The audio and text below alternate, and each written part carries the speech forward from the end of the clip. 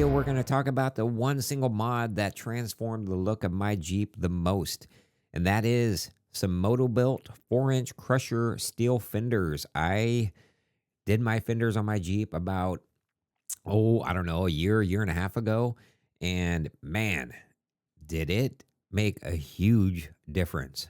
So let's talk about it. So I'm going to break down some of the things that I really noticed when I replaced my fenders on my Jeep. So the first thing was it almost looked like I lifted it just after putting these fenders on. I couldn't believe it. So I actually drove it to work, and the guy's like, "Dude, you put a lift on your Jeep?" I'm like, "No, I just put high clearance fenders on it." He's like, "Man, that looks sweet." I'm like, "Thanks."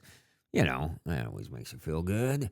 But yeah, the biggest difference I noticed was obviously just the style of it. It made it look completely different, which bonus, dude, that was like the number one reason why I bought the aftermarket fenders, because I knew they were going to look sweet. At least from the pictures I saw on the Jeeps that they were on, I thought they looked awesome.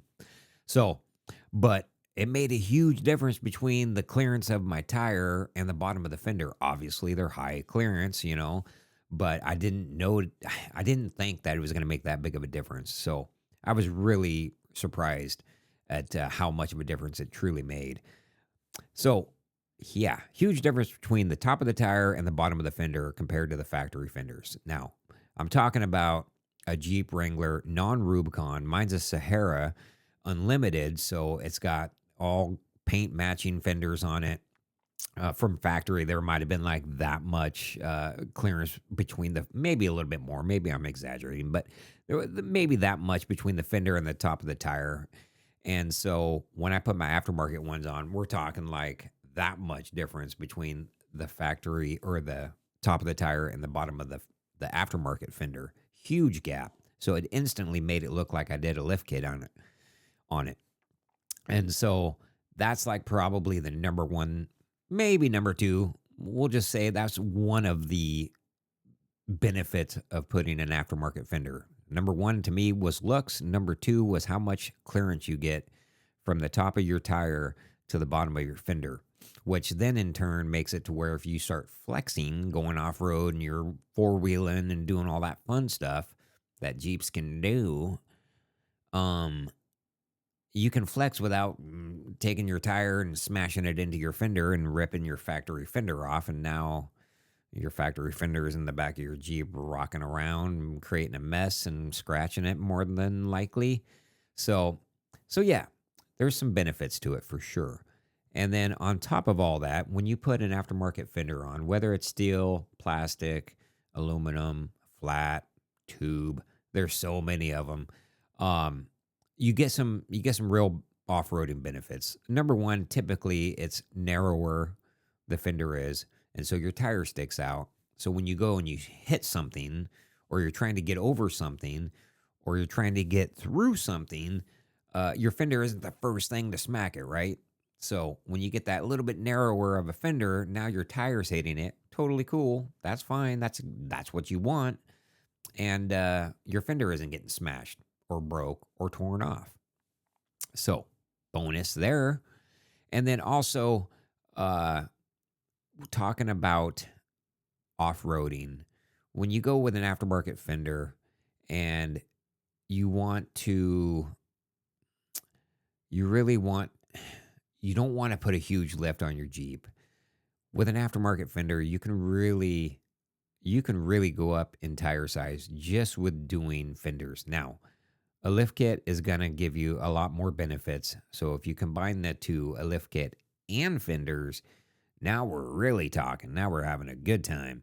But if you want to just stay stock height and just put some aftermarket fenders with a little bit bigger of a tire, you can totally do that. And I want to say you could get away with a 35-ish inch tire and not have too many problems. Now, that can get into a real rabbit hole. You got to be careful.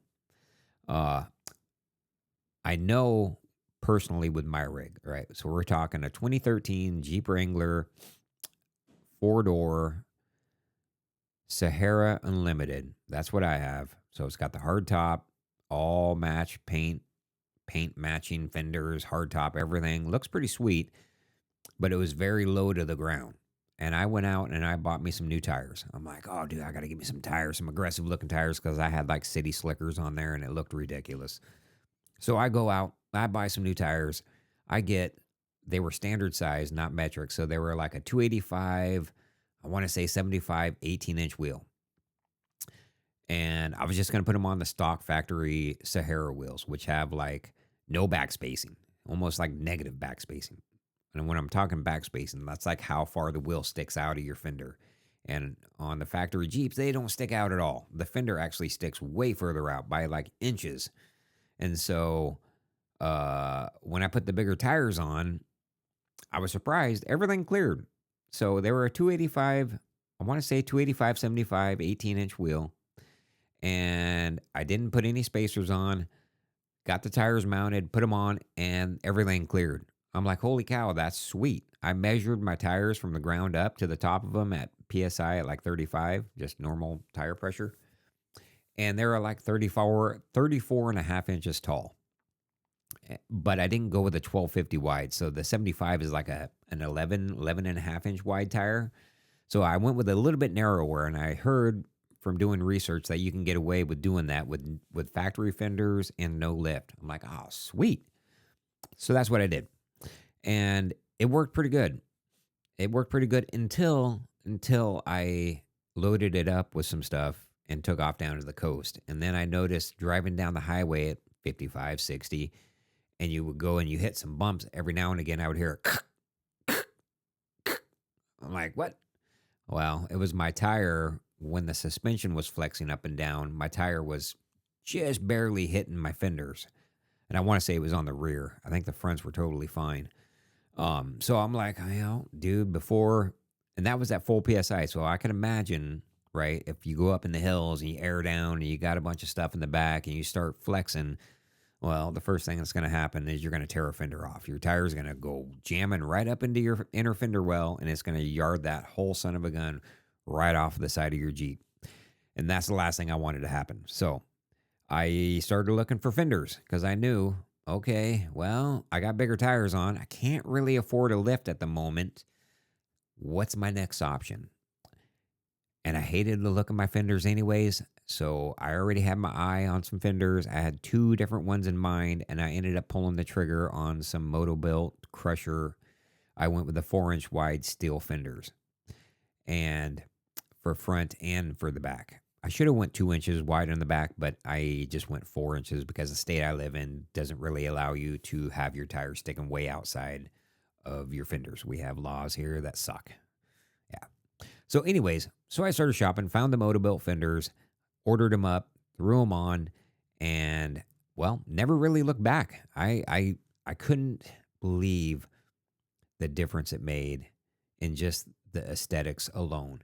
It looks 100 times better if you ask me. Now, this is all personal opinion. You guys could think differently. And there are so many fenders out there. You could go tube style, flat style, plastic, aluminum, steel, you name it. You could do whatever. Do your research, figure out what you want. And there's a few things I'm going to talk about that are maybe some pitfalls of putting aftermarket fenders on here in just a sec. But biggest impact visually on my Jeep were strictly from my fenders. And I think it made a huge difference. And I definitely recommend going with a set of good quality aftermarket fenders. And if you can't afford good quality, just take your time, save up some money, do a payment plan, whatever you got to do. But just don't go with the cheap ones. Now, if your Jeep, there's so many different people out there, right? This video, the way I am, my Jeep sees the pavement way more, unfortunately, than it does the dirt. I wish it saw the dirt way more than it saw pavement, but until I can afford to have another rig that I can just drive back and forth to work, this is going to be seeing pavement more than it's going to be seeing dirt for a while, at least another 3 years. So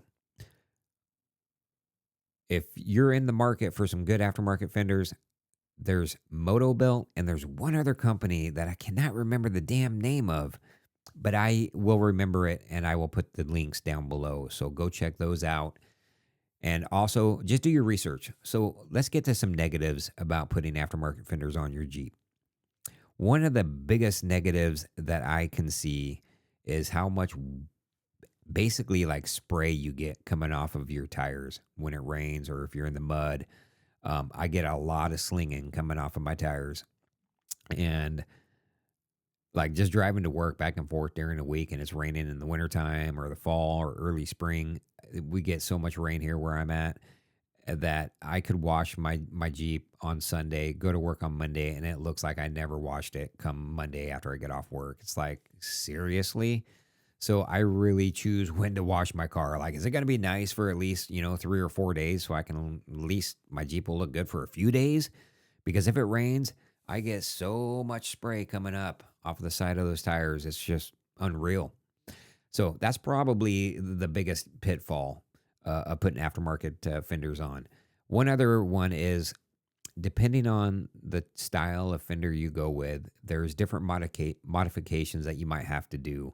So be careful when you're shopping. Make sure you check out like the install instructions, read them thoroughly, and see if there's any modifications that you might have to make that might inhibit putting your factory fenders back on if you were like to ever sell it and you wanted to take your aftermarket fenders off and keep them for, I don't know, maybe to sell them on marketplace or something or whatever, because a lot of times when you trade your rig in, they don't give you anything for any of the aftermarket stuff. So you might as well yard it off, sell it to the Jeep guys because they will buy it, and move on with your life. But just look at the instructions and make sure you don't have to do any crazy mods, because I had to do one mod that basically made it to where I couldn't ever put my factory fenders back on.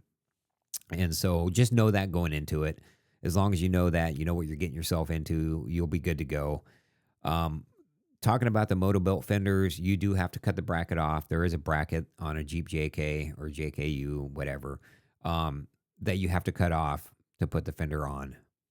And I had no problem doing that. I knew that ahead of time as I read the instructions, figured out, oh, okay, you got to actually cut that off. And then there's a little bit of, fabrication you got to do, nothing major. Anybody at home could typically do it. And as long as you got a cut off wheel and a flap disc and a few other little things, nothing major. So just keep that in mind when you're looking for aftermarket fenders. Some fenders allow you to leave that bracket on. Some fender companies want you to take it off. So Motobuilt wants you to take it off with the crusher fenders. They might have some other fenders out now that you can leave that on. So maybe take a look at those. But yeah, I took those off. Installation on the Motobuilt fenders weren't bad. You gotta drill. So this is the hardest part with installing the Motobuilt fenders for me. Doing it by myself, trying to hold the fender up, marking all the holes where you need to drill, because you got to drill holes out, put these nutserts in, and then crimp the nutserts in, and then anti-seize all your hardware and install them. And it's hard to do holding the fender up, drilling holes, trying to get nutserts in, and trying to get the bolt while you're holding this fender that's not light, because mine are steel. They're freaking heavy for what they are. And it was a pain in the ass. And I'm just going to be honest with you. It was a pain in the ass. Two people probably be a piece of cake. But one person, I struggled a bit with it. And I screwed up a couple of the nutserts. But overall, they're on my Jeep. They're solid. You can't really tell I screwed up. I will post some footage here so you guys can see what they look like on my Jeep. And yeah, so installation, not the easiest. By yourself, a couple of people, no problem. And yeah, good times. I like my fenders. That's got to be the one thing that visually really transformed the look of my Jeep instantly. Just like, boom. Put the fenders on, badass. Went from lame to badass just like that. Couldn't believe it. Pretty cool. Super stoked with my decision to go with Motobuilt crusher fenders. I would not look back. They're still, I think I could hit something with them, and I think they would be just totally fine. They might ruin my Jeep body, but the fender would be fine.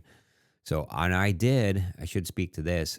They come raw, right? They aren't powder coated. They aren't painted. They come just raw steel. I think they're made out of 3/16 plate. And they're very stout. And so I sent mine off, got them powder coated, and I wanted to do them gloss black to match the color of my Jeep. But luckily, my good buddy over at the powder coat shop's like, dude, I would not go gloss black on these because it's going to show every little imperfection on the fender itself. So like there's brackets and whatnot that they had to weld for like bracing on the underside. You would see all that through the powder if it was in a gloss form. So I said, "Well, what are you thinking?" And he's like, "Well, why don't we do like a textured gloss?" I'm like, "Okay." He says the texture will hide the imperfections, the welds and whatnot that would come through and show in a gloss. I'm like, "Perfect, let's do it." So we ended up going with a texture. I will show you a video of that. And I think it turned out, well, pretty dang good. Now, one thing I should have did was had them sandblasted. I cheaped out, didn't have them sandblasted. And as you can see, I do have some chips in the paint, but everything's been holding good. I'll just take a little bit of like black fingernail polish, touch it up. You know, it's not a show car. I'm not too worried about it.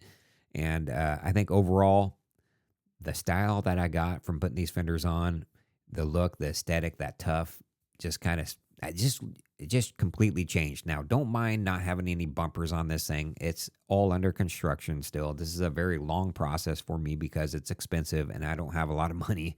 And I'm sure you guys can relate to that. So it's very time consuming. So it looks a little funky with no front bumper and the frame rails sticking out, but it is what it is.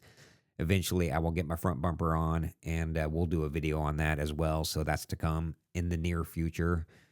I don't know, near, I mean, maybe it could be a year, it could be 2 years. So take that with a grain of salt when I say near. But yeah, fenders.